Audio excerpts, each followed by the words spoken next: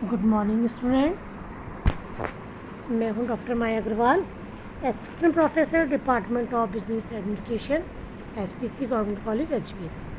Today we are discuss about topic need and importance of environmental analysis.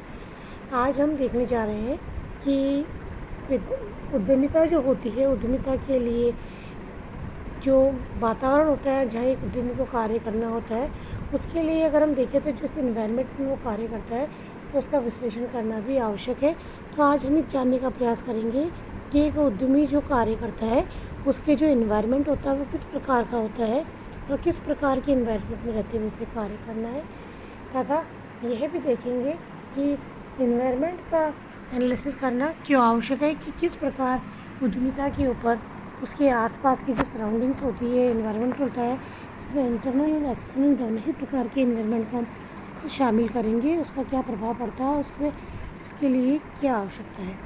तो सबसे पहले बच्चों में बात करूँगी इन्वायरमेंट एंड एंटरप्रेन्योर की। तो जैसे कि हम सभी जानते हैं, एक एंटरप्रेन्योर होता है, उसे अपने इन्वायरमेंट में रहते हुए कार्य करना होता है। आज जहाँ भी व्यक्ति रहता है, व्यक्ति की बात करें या किसी उद्यमी की अगर हम बात करें, तो वो समाज में रहकर समाज के लिए कार्य करता है। समाज में कार्य करते हुए जो इसका संस्था का इंटरनल और एक्सटर्नल जो इन्वायरमेंट होता है उस पर प्रभाव डालता है। इसीलिए इन्वायरमेंट और एंटरप्रेन्योर का सीधा संबंध माना गया है, क्योंकि आज जहाँ भी हम रहते हैं वहाँ हमारे वातावरण का हमारी क्रियाओं पर, हमारे व्यवहार पर अवश्य ही प्रभाव पड़ता है, ये निश्चित है। तो आज हम देख रहे हैं इन्वायरमेंट एंटरप्रेन्योर की बात करें तो environment is the set of factor and forces working within and outside the enterprises and influencing it. Environment of venture is divided into categories. Internal means micro and external means macro environment. कहने का आशय ये बच्चों की जो venture साहसी जो कार्य करता है उसके जो इन्वायरमेंट को हम दो भागों में बांट सकते हैं।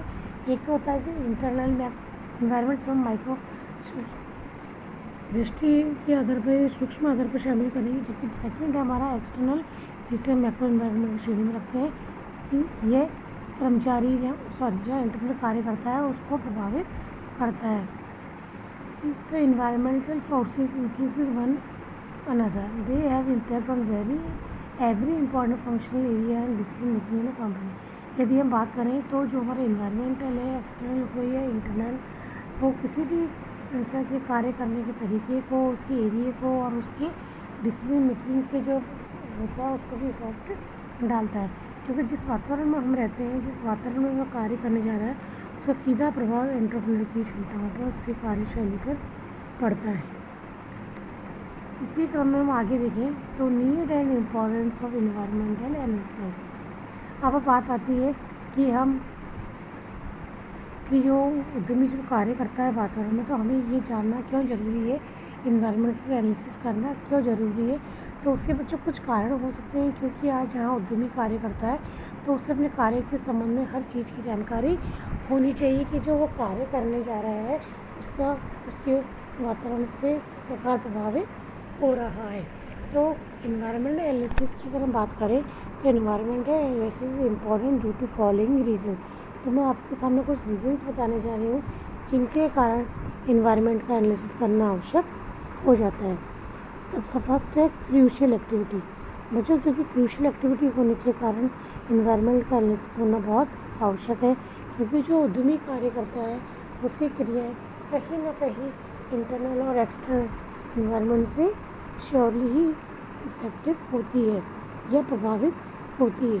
इसीलिए जो आसपास का बाहरी इन्वायरमेंट है, आंतरिक इन्वायरमेंट है, जहाँ उद्यमी को कार्य करना होता है, उसका विश्लेषण करना आवश्यक माना गया है। सेकेंड है आइडेंटिफाई चेंजेस इन थ्रेड्स। जैसे कि बच्चों हम देखें, जब हम इन्वायरमेंट एनालिसिस करते हैं तो हम शॉर्ट एनालिसिस कर सकते हैं, सही ई टॉप एनालिसिस भी कर सकते हैं, जिसके थ्रू हमें जो चेंजेस हो रहे सिस्टम में उनके बारे में जानकारी मिल जाती है। और उसके साथ ही जो सरकार जो अलर्ट्स हमारे सामने आते हैं संस्था के सामने, उसकी जानकारी भी उन्हें मिल जाती है कि जो वातावरण में परिवर्तन हो रहा है तो उसके कारण क्या परिस्थितियाँ उत्पन्न होंगी, जिसका सामना एक उद्यमी को करना होगा। तो उससे पहले से ही खतरे की या संकट की जानकारी प्राप्त हो जाती है। नेक्स्ट है फॉर्मेशन ऑफ स्ट्रेटजीज। अब जब हमें आइडेंटिफाई चेंजेस एंड थ्रेट्स के बारे में हमें ज्ञात हो जाता है तो उसके बाद हम अपनी स्टडीज़ व्यू रचना बनाते हैं कि हमें उन चेंजेस को, थ्रेट्स को किस तरह से फेस करना है, उनके लिए हमें क्या रणनीति बनानी है ताकि हम अपने उद्यमी लक्ष्य में कामयाब हो जाए। तो उसके लिए हमें सबसे पहले जो संस्था के एनवायरमेंटल एनालिसिस के माध्यम से हम जानने का प्रयास करेंगे कि क्या क्या परिवर्तन हो रहे हैं और परिवर्तन किस प्रकार हमारे लिए संकट का कारण बन सकते हैं। तो उसके संदर्भ में ध्यान रखते हुए उसे रणनीति या स्ट्रेटजी फॉर्मेशन करना होता है। नेक्स्ट है कॉपिंग विद डिमांड ऑफ एनवायरनमेंट। देखिए बच्चों, जहाँ एंटरप्रेन्योर कार्य करता है तो उसे मार्केट में कार्य करना होता है। मार्केट में कार्य करते हुए उसे मार्केट रिसर्च करना होता है। उसके पश्चात ही वह किसी प्रोडक्ट के इनोवेशन के बारे में, तो प्रोडक्शन के क्रिएशन के बारे में सोचता है, साथ ही उसके क्रिएशन से उसमें इनोवेशन के बारे में भी जानकारी रखता है। तो अगर वो डिमांड के अकॉर्डिंग नहीं चलेगा तो क्या होगा बच्चों, देश में डिमांड और सप्लाई में जो होगा पैरेलल दोनों नहीं चलेंगे तो क्या होगा, हमारे देश में मांग में वृद्धि हो जाएगी, कमी हो जाएगी। इससे क्या होगा, आर्टिफिशियल अगर हम देखें तो वस्तुओं की कीमतों में वृद्धि हो जाएगी, जो देश के लिए अच्छी स्थिति नहीं मानी जाती है। जिससे मुद्रास्फीति और ये इस तरह की जो क्रियाएँ होती है वो जन्म लेती है, मुद्रा इन्फ्लेशन हो जाती है, उपभोक्ता की क्रय शक्ति कम हो जाएगी। तो ऐसी स्थिति में डिमांड को बनाए रखने के लिए भी इन्वायरमेंट का एनालिसिस करना आवश्यक है कि इन्वायरमेंट में क्या चल रहा है, तो हमारे किस प्रकार हमें भी संतुलित करना है कि मांग पूर्ति में संतुलन बना रहे। इस तरह से चेंजेस एंड एडजस्टमेंट एनालिसिस के माध्यम से हम जो भी चेंजेस करना चाहते हैं, आज हम देखते हैं मार्केट में क्या क्या परिवर्तन हो रहे हैं। उन परिवर्तनों को ध्यान में रखते हुए एक एंटरप्रेन्योर को इनोवेशंस करना है, इनोवेशंस के अकॉर्डिंगली उसे अपनी वस्तुओं में सुधार करना है और उपभोक्ता को संतुष्ट करना है। तो इस तरह से अगर हम देखें चेंजेस एंड एडजस्टमेंट की जहाँ हम बात करते हैं, वहाँ उसके लिए भी हमें इन्वायरमेंटल एनालिसिस करना आवश्यक है कि कौन सा चेंजेस संस्था के लिए सूटेबल है, उस परिस्थिति में ये चेंजेस को अपनाकर संस्था लाभ में रह सकती है और लाभ उद्देश्य को प्राप्त कर सकती है। इसी का क्रम में है अगला हमारा success of the venture. Success of venture में साहसी की सफलता इस बात पर निर्भर करती है कि वह किस प्रकार से अपने वातावरण का एनालिसिस करता है। जो उद्यमी सही समय पर अपने वातावरण से ज्ञान ले लेता है तो उसे इस बात की जानकारी हो जाती है कि उसके सामने भी क्या अवसर हो सकते हैं और क्या चुनौती है जिसका सामना उसे करना है। तो उसके लिए उनका भान होते ही अपनी पॉलिसी स्ट्रेटजी उस हिसाब से तय कर लेता है ताकि अपनी व्यूरचना के अकॉर्डिंग अपने लक्ष्य को प्राप्त कर ले। किसी भी संस्था की सफलता भी इसके ऊपर निर्भर करती है, इसलिए भी इन्वायरमेंटल एनालिसिस होना आवश्यक माना गया है। इसी तरह से planning of the production. Planning of the production का आशय बच्चों कि आज पहले से ही प्लानिंग होती है कि मुझे क्या उत्पाद बनाना है, किन साधनों के उपयोग से बनाना है और किस प्रकार का उत्पाद बनाना है। तो अगर हम बात करें तो इन्वायरमेंटल एनालिसिस करके आप ज्ञात कर सकते हैं कि वर्तमान में बाजार में उपभोक्ता की किस प्रकार की मांग है, आपके ग्राहक किस प्रकार के हो सकते हैं, उनकी क्या मांग हो सकती है ताकि उसके अनुरूप प्रोडक्शन किया जा सके। क्योंकि आज हम सभी जानते हैं customer is the king of the market. आज बाजार में केवल वही वस्तु टिक पाएगी जिसे उपभोक्ता पसंद करता है, जो फैशन के अनुरूप हो और उसकी मांग को संतुष्ट करती है। तो इसलिए अगर हम देखें तो प्लानिंग द प्रोडक्शन भी इसके महत्वपूर्ण मायने रखता है। Next choosing right course of action. देखिए बच्चों, हमने सब चीज़ें देख ली है, इसके साथ ही अब हमें देखना है कि मुझे अपने कार्य के लिए क्या सही तरीका चुनना है, क्या राइट कोर्स ऑफ एक्शन चुनना है, मुझे क्या कार्य करना है ताकि मैं परिस्थितियों को अपने अनुकूल बना सकूँ या अनुकूल या विपरीत परिस्थितियों में तालमेल बैठाते हुए संकटों का सामना कर पाऊँ। और इसी तरह से अगर अपॉर्चुनिटी हमारे सामने आती है होती है तो उस अपॉर्चुनिटी का भी मैं लाभ उठा पाऊँ। तो उसकी चॉइस सही से चॉइस है इन्वायरमेंट का एनालिसिस करके ही लग पाती है।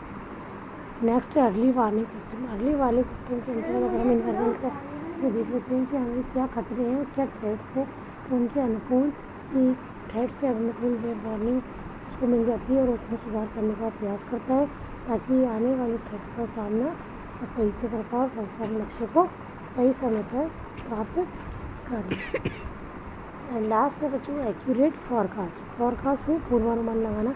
तो इस प्रकार अगर हम देखें तो एक्यूरेट फॉरकास्ट में भी जो इन्वायरमेंटल एनालिसिस है वो काफ़ी हेल्पफुल होता है।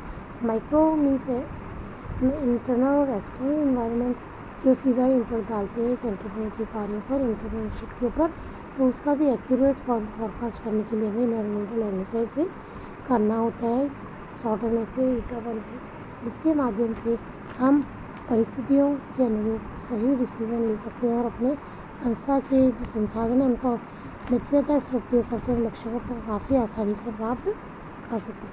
तो इस तरह से बच्चों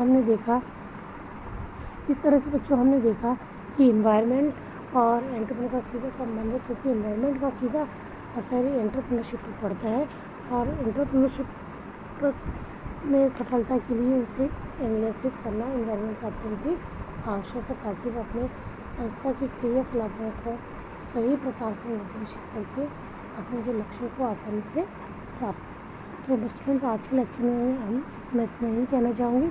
अगले वीडियो में फिर नए टॉपिक के साथ आप लोगों से फिर मुलाकात होगी। तब तक के लिए आप सभी को बहुत बहुत धन्यवाद। गुड बाय बच्चों।